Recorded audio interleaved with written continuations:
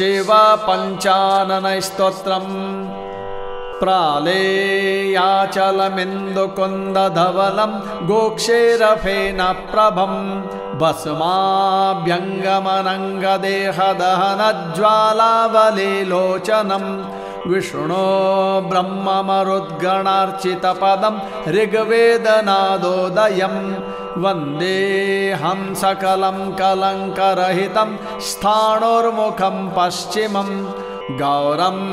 कुङ्कुमपिङ्गलं सुतिलकं व्यापाण्डुकण्ठस्थलं भ्रुवेक्षेपकटाक्षवीक्षणलसत्संसक्तकर्णोत्पलं स्निग्धं बिम्बफलाधरं प्रहसितं नीलालकालङ्कृतं वन्दे याजुषवेदघोषजनकं वक्त्रं हरस्योत्तरम् संवर्ताग्नितटिप्रतप्तकनकप्रस्पर्धितेजोमयं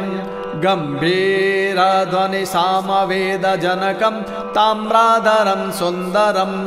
अर्धेन्दोद्युतिभालपिङ्गलजटाभारप्रबद्धोरगं वन्दे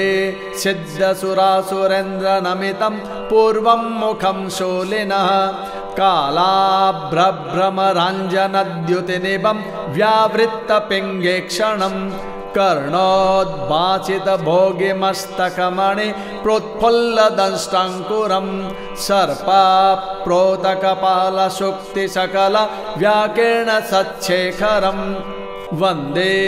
दक्षिणमीश्वरस्य वदनं चाथर्ववेदोदयं